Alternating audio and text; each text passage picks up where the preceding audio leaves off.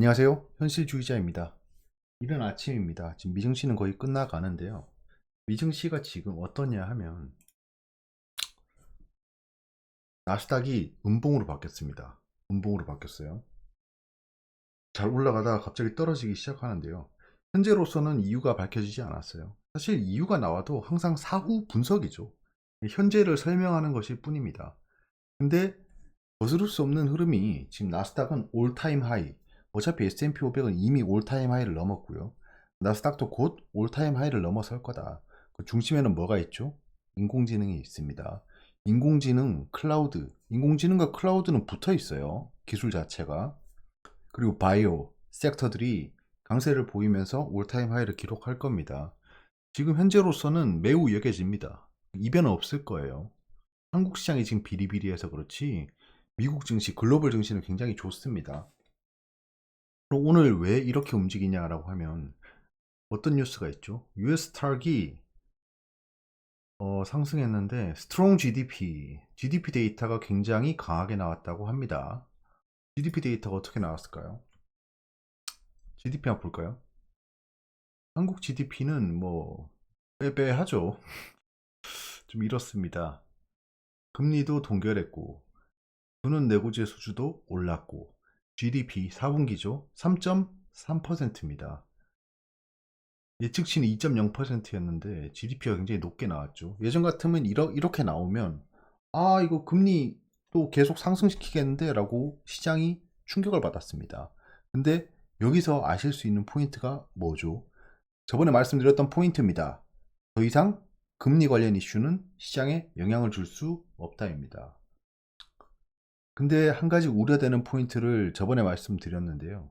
금리 인하를 너무 많이 해버리면 그거는 경기가 연착륙을 못했다는 시그널이 될 수 있습니다. 그것만 피하면 될 것 같아요. 한국 시장은 좀 그렇긴 한데요. 한 가지 재밌는 포인트가 있어서 오늘 말씀드리고 싶었습니다. 자, 이게 삼성전자인데요. 잠깐만요. 키우자. 여기 삼성전자의 흐름인데요. 뭐 아시다시피 빨간색은 주가고 파란색 산은 공매도가 남아있는 양입니다. 즉 위로 많이 영역을 차지하고 있으면 공매도가 굉장히 많이 남았다. 밑으로 떨어지면 공매도가 많이 상환되었다입니다. 당연히 삼성전자는 최근에 상승 랠리를 이어갈 때 공매도 상환이 이루어졌습니다. 공매도 상환이 이루어졌는데 지금 최근에 조정을 보일 때 공매도가 좀 올라갔어요. 근데 눈여겨보실 점이 이쯤이 2년입니다. 2년. 2년 전인데 2년 전 대비해서 삼성전자의 공매도 잔고는 거의 최저입니다. 거의 최저예요. 공매도 상환이 많이 일어났다라는 겁니다. 즉 공매도 세력 그리고 외국인 기관은 삼성전자의 주가가 낮았다라고 판단한 겁니다. 어차피 다 시간이 지나면 이렇게 되는 거예요. 그때 당시엔 고통스럽고 힘들지만 시간이 지나 보면 공매도가 많이 줄고 어느새 세력들이 판단을 한 겁니다. 삼성전자는 현재로서는 신고가 영역까지 달려갈 거로 보여집니다. 딱히 악재가 없어요. 삼성전자는. 그 외에 봐야 될 종목이 어떤 게 있을까요? 에코프로 한번 볼까요? 에코프로. 에코프로 최근에 하락을 지속하고 있잖아요. 전저점을 깨고 내려왔습니다. 저도 이제 손실권에서 계속 보유하고 있는데요. 추가 매수는 아직 하지 않았어요. 바닥을 확실히 잡는 걸 판단해야 됩니다. 이거는 공매도 관련 종목이기 때문에 그렇습니다. 지금 이런 막 고가대에 물려 계신 분들은 좀 안타깝지만 저까지 갈 수 있을지는 잘 모르겠어요. 저까지 갈 수 있을지는 잘 모르겠습니다. 저는 어차피 이 영역에서 반등을 노리고 들어갔기 때문에 80만원에서 60만원 사이죠. 그래서 여기서 추가 매수를 한 다음에 반등 시 익절하고 나올 예정입니다. 계속해서 보려고 해요. 근데 말씀드렸잖아요. 하락을 시작했을 때 분명히 공매도 세력들이 상환했을 거다라고 했는데 보시면 알겠지만 여기 좀 확대해 볼까요? 최근 가까운 영역에서 볼게요. 자, 하락할 때 공매도 잔고가 어떻죠? 하락하고 있죠. 분명히 주가를 하락시키면서 공매도를 상환할 거라고 생각을 했습니다.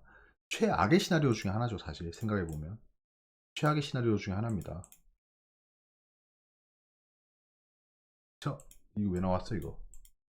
예, 아무튼 최악의 시나리오 중에 하나예요. 상승하면서 공매도 쇼트 스퀴즈가 발생하길 바랬으나 지금 현재로서는 그 가능성은 매우 낮아 보입니다. 공매도 상환이 일어나고 이제 반발 매수세가 들어오면 반등을 시작할 건데요. 그 반등이 어디까지 가느냐가 중요합니다. 현재는 에코프로 자체가 약하기 때문에 요 저항선, 예전 지지선이죠. 저항선을 뚫기 쉽지 않아 보이긴 합니다.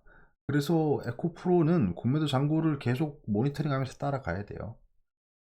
여러분 잊으시면 안 됩니다.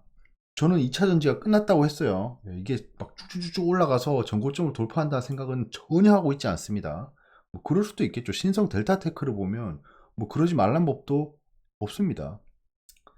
근데 지금 에코프로에 물려서 힘드신 분들, 그리고 예전에 에코프로가 상승할 때 배가 아파서 시기하시던 분들이 굉장히 많은 것 같아요. 댓글만 봐도 알 수 있죠. 댓글에 뭐 에코프로는 끝났다, 뭐 대머리 아저씨한테 속았다, 뭐 이런 댓글을 다시는 분들이 있던데, 뭐 굳이 저는 늘 말씀드리는 겁니다. 네이버 게시판처럼 좀 정신병자 천국인 곳엔 가지 말라고 하는 게 그런 거예요. 내가 만약에 이 종목을 가지고 있지 않아요. 가지고 있지 않은데 와서 막 이 종목에 대해서 악담을 퍼붓고 있다. 이유가 없는 거죠. 그러면 악담을 퍼붓고 있는 사람들은 이유가 있다라고 한다. 구입 번호다라고 하면 에코프로를 사고 싶은 사람들이겠죠. 떨어지길 바라는 거잖아요. 떨어져서 자기가 얻는 이득은 싸게 살 수 있는 것밖에 없겠죠. 아니면 공매도를 했거나. 모든 행동에는 이유가 있다는 거예요. 근데 이유 없는 행동을 하시는 분들이 좀 있어요. 거의 뭐 경로당 바둑 훈수 두듯이 그냥 얘기하시는 분들이 있는데, 우리처럼 실제로 투자하면서 따라가는 사람들하고는 결이 다릅니다. 그런 노이즈에 그닥 뭐 반응하실 필요는 없는 것 같아요. 일단 코프로는 계속 지켜보도록 하겠습니다. 그리고 셀트리온 한번 볼까요? 셀트리온 최근에 많이 상승했다가 하락을 좀 했죠. 조정을 좀 크게 보였는데요. 사실 좀 최근 단기간 상승이 좀 컸어요. 그 상승의 이유는 뭐였죠? 공매도 상환이죠. 공매도 상환이 일어나서 쭉 상승했고, 하락할 때도 공매도 상환이 일어났습니다. 지속적으로 공매도를 지금 상환하고 있어요. 여기서 더 떨어진다면 공매도를 더 상환하겠죠. 셀트리온을 전체 차트로, 전체까지는 아니고 한 4년 정도의 차트를 보시면 공매도 잔고가 지금 거의 뭐 기하급수적으로 줄어 있습니다. 주가는 여기 있으면 안 돼요. 지금 이 공매도 잔고가 줄어든 양을 보면 주가는 여기 있으면 안 됩니다. 이미 35만원, 40만원까지 갔어야 하는 상황인데, 이게 좀 한국 시장의 문제점이죠. 네, 문제점입니다.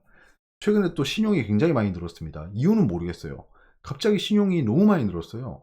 이번에 하락할 때 신용이 많이 들어왔다는 건데, 이게 어떻게 이렇게 되는지 잘 모르겠습니다. 어떻게 신용이 이렇게 한 번에 올라갈 수 있는지.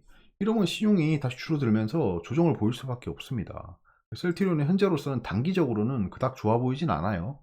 좋아 보이진 않습니다. 어차피 저는 뭐 보유자의 영역이고, 이 하락했을 때 추가 매수를 좀 해뒀기 때문에 지켜보고 있습니다. HLB죠. HLB는 최근에 가장 핫한 종목 중에 하나입니다. 상승한 이유는 뭐다? 공매도 상환이다. 공매도 상환이 일어났고, 최근에 상승할 때 공매도가 좀 생겼습니다.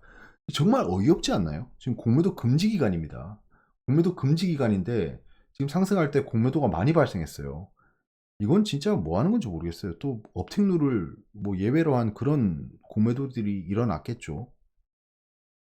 아, 진짜 이거 뭐 시장 조성자니 어떠니 저떠니 또 얘기했을 건데, 도대체 이렇게 인기 있는 종목에 시장 조성자가 왜 필요한지 모르겠어요. 그냥 놔둬도 시장이 조성됩니다. 이런 거 좀 처벌 좀 해야 됩니다. 아무튼 공매도 금지 기간에 공매도가 발생한 참 기이한 종목 중에 하나입니다. 일단은 전고점을 뚫었기 때문에 그 이전 고점과 좀 연관이 있어졌어요. 이 매물대를 테스트하는 영역이기 때문에 여기서는 급등락이 일어날 수 있습니다. 너무 막 HLB를 사고 싶다라고 해서 따라잡을 거면 상승할 때 불이 붙을 때 좀 따라잡으시면 좋을 것 같아요. 괜히 뭐 어설프게 잡았다가는 물리기 십상입니다. 그러니까 다시 말씀드리면, 무슨 돌파를 할 때, 이전 고점 돌파할 때 들어갔으면 됐겠죠. 아니면 예전 그 고점을 돌파할 때, 그 전에 역사적 고점을 돌파할 때, 이럴 때 들어가시는 게 맞습니다. 돌파 매매라고 하는데 뭐 굳이 뭐 돌파 매매랑 기법을 준용한다라고 판단하지 마시고요. 어찌되었건 매물대를 뚫고 올라가는 겁니다. 지금 이때가 언제죠? 잠깐만요. 그 이전 고점을 보면 21년입니다. 21년이면 약 2년, 3년 전이에요. 2년, 3년 전에 여기서 산 사람이 있으니까 이 주가가 형성이 됐잖아요. 여기 물렸던 사람들이 지금 3년 만에 구조선에 온 겁니다. 여기서 이제 다시 구조선 타고 탈출할지 아니면 그냥 버틸지를 결정하겠죠. 이 물량을 만약에 올리고 싶은 세력이 있으면 이 물량을 가진 사람들을 어떻게 하고 싶을까요? 좀 청산하게 하고 싶겠죠. 청산. 자기들이 물량을 받아야 되니까. 그래서 지금 이런 N자형 파동이 일어나고 있는 거고, 여기서 돌파했을 때 크게 하락을 해서 다시 5만 원대로 내려올 확률이 높습니다. 이 매물대를 해소하기 위해서요. 만약에 내가 이 주가 선도 세력이면 이 사람들을 절대 데려가지 않을 거예요. 그 이전 고점에 있는 사람들도 뭐 말할 필요도 없고요. 그래서 결론을 다시 말씀드리면 HLB는 급등락이 굉장히 많을 겁니다. 그 와중에 공매도도 일어나고 공매도 잔고의 상환도 일어날 거예요. 그래서 굉장히 주의를 해야 되는 종목이다. 마냥 좋아 보여서 들어갔다가는 물리기 십상인 종목입니다. 일단 여기까지 이렇게 알아보고요. 한국 시장 자체가 지금 굉장히 힘든 상황이죠. 미국 시장이나 이런 거에 비하면. 하지만 여러분들 지금 시장이 변하고 있는 걸 좀 느끼셨을지 모르겠습니다. 이때까지 제가 조심하라고 했던 게 전강 후약 시장이 굉장히 이어질 거다. 조심해야 된다라고 했는데 최근 시장이 전약 후강으로 조금 바뀌고 있습니다. 전약 후강으로 바뀌고 있는 상황이에요. 시장을 한번 가만히 지켜보세요. 즉 시장으로 들어오는 자금들이 점점 양의 흐름으로 바뀌고 있다라는 겁니다. 내일 또 뵙도록 하겠습니다. 감사합니다.